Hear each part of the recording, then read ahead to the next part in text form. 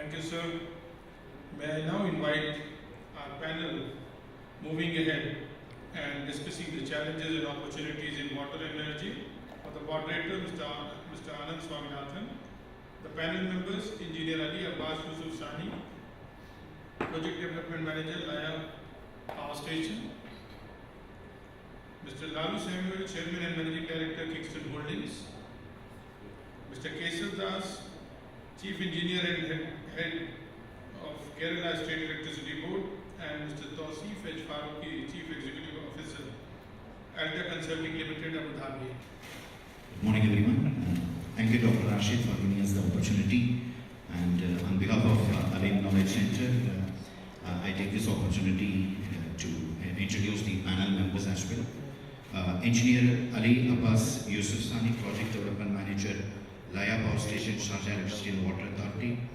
He is an energy-oriented with distinct mechanical engineer background, proved his unique capability to climb aggressive career path, and his current assignment is to deliver 1,100 megawatt 60% efficiency in brownfield with all related infrastructure. And Mr. Keshavnath Vadakara is an energy and utilities professional with a significant strategic and transformation experience. And he is also the customer relations and mega project management, sizing nearly 2,800 crores to meet the emerging customer needs, leveraging the state-of-art of technology with the Kerala State Electricity Board. And Mr. Lalu Samuel, the Chairman and Managing Director, Kingston Holdings, is the largest investor in the safe zone, manufacturing 1,200 products. He also serves the CEO and Managing Director for the following multinational companies in Middle East and subcontinent. And Mr. Tausif Faruqi is an electrical engineer and MBA, top engineering and business school in Pakistan, and a graduate from Columbia Business School in USA. In 2005, Tausif joined Marubeni of Japan to provide commercial leadership to existing power and water plants procured from government of Abu Dhabi, and then doubled the capacity, thus making it UAE the largest IWPP called Tawila B plant. Thank you, and I just move on to the first question to Mr. Engineer Ali Sani. Sir, you're good set for being heading the project development at SEBA. Can you share some insights on desalination method, thermal versus membrane? Yes, thank you very much for the introduction. Here we are. There's a couple of challenges regarding the decision to go whether for thermal desalination or for RO membrane. Considering the requirement for both two methods, so for thermal desalination you need steam as well as some mechanical process for pumps. If you go to membrane, it's more or less chemical process as well as pumping requirement. So the criteria for decision to go for thermal or for RO can consider on three bases. So the first one is independency. When we're talking about thermal desalination, it means steam requirement. So it will become feasible only in case we have a byproduct steam. So as a cogeneration, can we get it from gas turbine with heat recovery steam generator?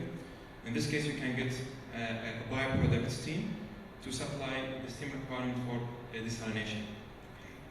So you can see the thermal desalination is very much dependent on the power production as well during all the operation patterns of the year.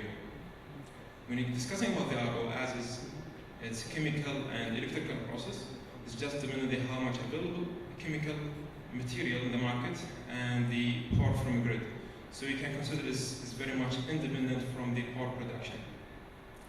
You can see as the thermal desalination is very much interlinked with the power production. So if there is a big variation in the power production in summer and winter, the same will impact either the cost of the thermal desalination or the productivity of the thermal desalination.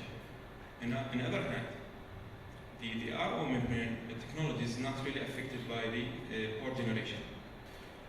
You are from energy sector and in particular power, electricity domain. Millennium Development Goals could address many issues of the globe, and we're driving many countries for several years. Subsequently, the MDGs were replaced with Sustainable Development Goals objectives with an intent to shift the world into a sustainable path. How do you think that our conference subject, in particular, energy access, is addressed there in Sustainable Development Goals?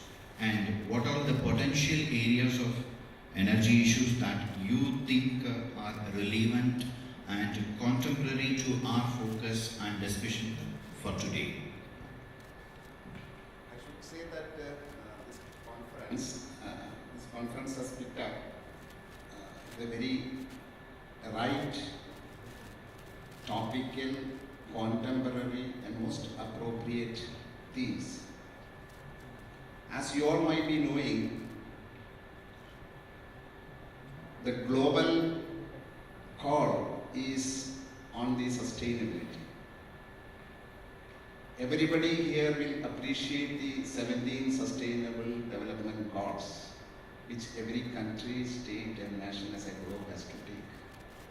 Of these, number 6 and number 7 is water and energy.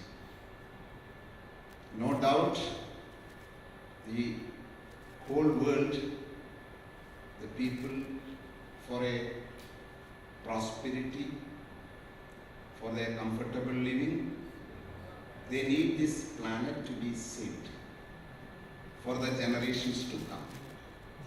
So addressing the availability, the way the water and energy is produced, extracted, made available to the people through many ways of transportation, and the last end use are all very, very important areas that need to be addressed from the sustainability point of view. So in this context, if you look at the water as well as energy, 40% of the people still do not have the access to quality water. And we have listened to the eminent speakers telling about without water there is no life. And without energy also, practically our life comes to standstill. Mr. Lalu, you are involved in the electrical manufacturing industry for a long time. And according to you, what is the biggest challenge today and next few years in the front of the world in terms of energy? I mean, in what way the growing energy and water demand affects the government, human beings, and what are the challenges associated with that? Morning. First of all, thank you, Dr. Rashid, for inviting me to be a speaker here. Inviting me itself create an awareness. Create an awareness among my people, my company. I'm going to speak on energy and sustainability and water. So this is a great thing what Dr. Rashid is doing. Creating an awareness. Creating an awareness among people. Maybe 100 people sitting here. By tomorrow, 500 people will know about it. Because the family members, if there are 4 of them, they all know that we wait for only water. It's an awareness creation. This is most important. See, the biggest challenge what we face today. I am a manufacturer. It's a very interesting subject for me because I'm a manufacturer of electrical products. We supply electrical products to household, industries and commercial establishments as well as utility. So it's a very interesting subject for me. What is to see? It's also my outlook to see what happens in the next 10 years, 15 years in the developments, technology, evolving technologies and everything. So the biggest challenge today we face that we all look for economic growth. Countries look for economic growth, corporations look for economic growth, individually each person looks for economic growth, economic benefits. So economic growth, when a country is talking about, we are talking about economic growth fourfold by 2030. world economy is will evolve fourfold, and especially in countries like India and China, it is forecasted to be tenfold. So India and China contribute for almost 50% of world population. So when economy is about to grow fourfold and tenfold in countries like this, naturally there has to be a requirement of energy. And requirement of energy today, majority of the energy is produced from fossil fuel. So the problem, the challenge in front of the world today is how to produce fossil fuel like oil, coal. It's not renewable. So the fossil fuel that is used for generating energy is depleting. So it's not renewable. So how do we transform ourselves to renewable energy? And how can we reduce consumption? So by 2030, when economic growth is going to, industrial growth, commercial establishment, residential, everything is expected to grow. Now we move on to Mr. Tausif. Mr. Tausif, you have a rich working experience in the power and water sector, both as a regulatory body as well as a corporate company as well. Can you please let us know what are the challenges, especially in energy sector, from a regulatory perspective and also from a corporate perspective? Either way, for the people to understand what could be the difference in terms of you're a regulator or you are in a private sector. Right. Thank you very much, Anand, first of all, asking this question, and Dr. Alim, thank you very much for your words of wisdom. And as you rightly said, no water, no life. I would also like to add that for youngsters, no charge phone, no life. So electricity is as important as water probably. And I was never part of regulator, but I've worked in a very regulatory environment actually. And basically, I would like to take you guys on a journey. If we look at maybe 30 years back, the life was totally different. Governments used to be the only source of providing electricity and water, and it used to be considered as a service for the people of the country. Not anymore. It has totally changed. Like, electricity and water developers or, suppliers, they are competing like you would see probably any chocolate manufacturers competing for their product.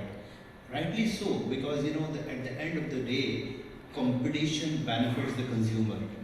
So I think it is very encouraging. So the best opportunity, which used to be the challenge as well, has been making this sector competitive. And as Ali very rightly said, that we are seeing every passing day with every new bid, the reduction in the rates of electricity and water, they are like mind-boggling. So I personally feel for the governments, as our friends also mentioned about India as well, 40% people are still without drinking water. We are facing the same issues in Pakistan as well as many other developing, underdeveloped countries and developing countries, that basically provision of vital power and water remains the biggest challenge for the governments. But in my opinion, being a commercial guy who's engineer as well as the finance background, now the challenge is at the mega level, government level, is definitely provision of power and water, but it is how economically viable your solution is. Because the cheaper the solution that you are offering to the people, the wider base you can cover. Thank you, Mr. Tausif.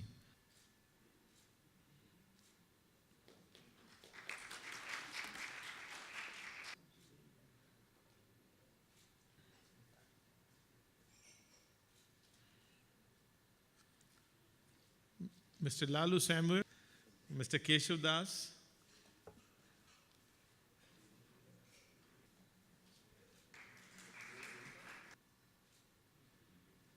And our moderator for today's program, Mr. Anand Swaminathan.